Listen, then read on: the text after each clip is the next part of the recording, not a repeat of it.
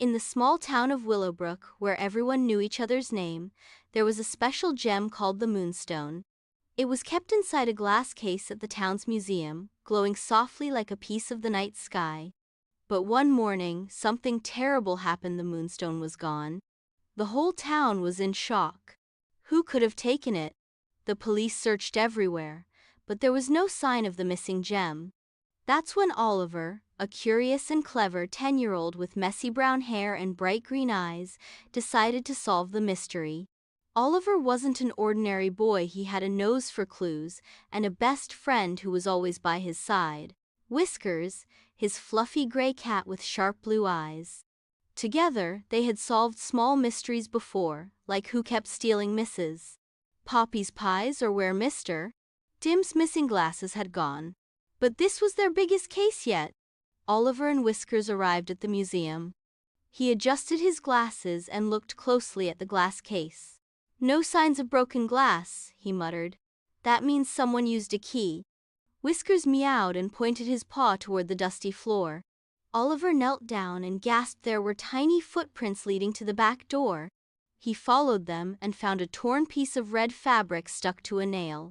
"Whiskers, we need to find someone wearing red," Oliver said. They hurried through town, looking at everyone's clothes. At the bakery, the librarian, Miss Hazel, was buying bread. She was wearing a bright red scarf. Oliver's eyes narrowed. "Miss Hazel, did you visit the museum last night?" he asked. She looked surprised. "Why, yes. I dropped off some books before heading home." Oliver noticed her scarf had a tiny tear. "And did you see anything unusual?" Miss Hazel thought for a moment. "I saw Mr. Grumble, the janitor, locking up." Oliver and Whiskers ran to Mr. Grumble's cottage. They peeked through the window and saw a wooden box on his table. Oliver knocked on the door. Mr. Grumble, an elderly man with a long gray beard, opened it. "Oh, Oliver, what brings you here?"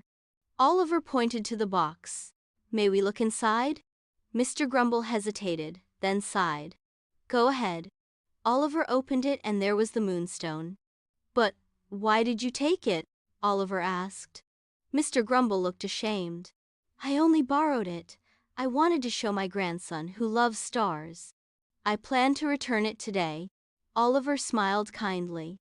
"I understand, but the Moonstone belongs to everyone. If you had asked, the museum might have let you borrow it properly."